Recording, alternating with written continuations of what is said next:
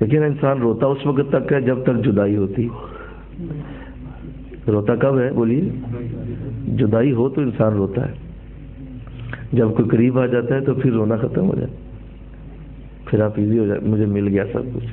پھر آپ خوشی میں روتے ہیں، پھر آپ خوشی میں روتے ہیں، یا اسی نبی کے دیے ہوئے امت کے درد میں پھر روتے ہیں.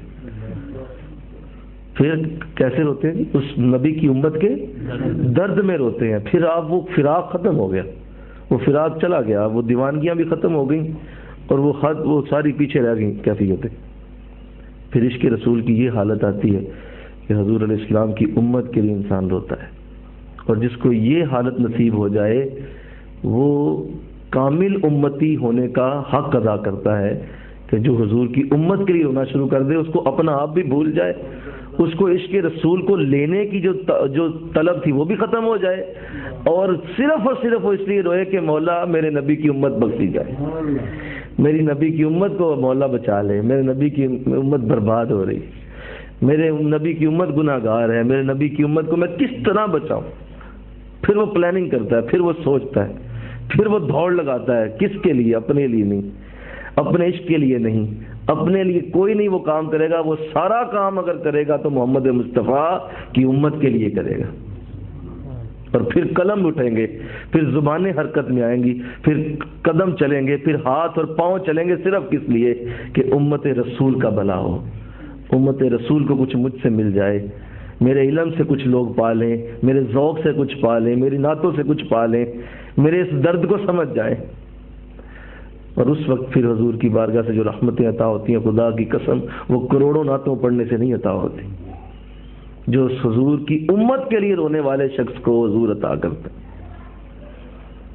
یہ جذبہ بہت بڑا ہے اور یہ عشق رسول کی انتہا ہے. علامہ اقبال نے اپنے شعر میں کہا تھا، تیرے عشق کی انتہا چاہتا ہوں، تیرے عشق کی انتہا چاہتا ہوں، میری سادگی دیکھ کیا چاہتا ہوں.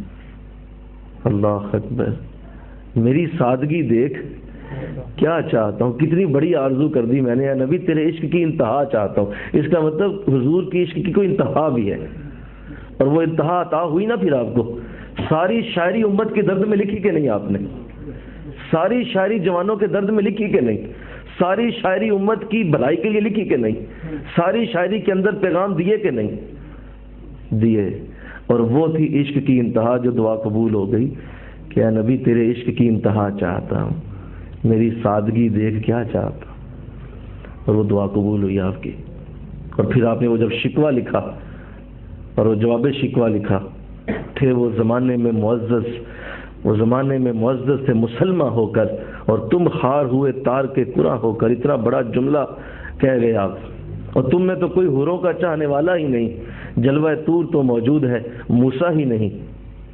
کوئی قابل ہو تو ہم شانے کئی دیتے ہیں، ڈھونڈنے والوں کو دنیا بھی نہیں دیتے ہیں. یہ سارا کچھ وہ پیغامات جو حضور کی امت کے لیے تھے وہ آپ کو اللہ نے عطا کر دیے. وہ عشق کی انتہا حاصل ہو گئی. بھری بزم میں راز کی بات کہہ دی. اگلا شعر، بھری بزم میں راز کی بات کہہ دی، بڑا بے وقوف ہوں سزا چاہتا، مجھے سزا بھی دی جائے. یہ میں کیا کہہ گیا؟ اتنی بڑی دعا مانگ گیا، میں تیرے عشق کی انتہا چاہتا ہوں. تو یہاں چند نعتیں سن کر پورے میلاد میں پورا مہینہ ہم عشق رسول، ہم عاشق رسول، ہم عاشق رسول. ایسا کچھ نہیں ہے. اے مینا اتنا آفرا کریں یا اتنے اپنے اوپر ناز کرنا، بس یہ ٹھیک ہے، ذوق طلب کے لیے، ذوق کے لیے خیال اچھا ہے. جیسے وہ غالب نے کہا نا کہ خیال اچھا ہے تھوڑا سا، کہ چلو ذرا تمہارے دل کو ذرا تسلی رہے گی، لیکن یہ خیال ہی ہے، اس کا کوئی تعلق عمل کے ساتھ نہیں. عمل کے ساتھ تعلق اس دن ہوگا جب آپ کی وجہ سے حضور کی امت کا بھلا شروع ہوگا. کسی جگہ آپ کو حضور کی امت کے بھلے کے لیے آقا علیہ السلام استعمال کرنا شروع کر دیں، یہ ہے عشق رسول کی انتہا. اور یہ ہے داڑیوں، اماموں، مسلوں اور یہ سادات کرام تشریف رکھتے ہیں، ان سب کی دعاؤں کا اثر یہی ہے کہ آپ سے حضور اپنی امت کی بھلائی کا کام لینا شروع کر دیں، وہ چاہے کسی بھی رنگ میں ہو.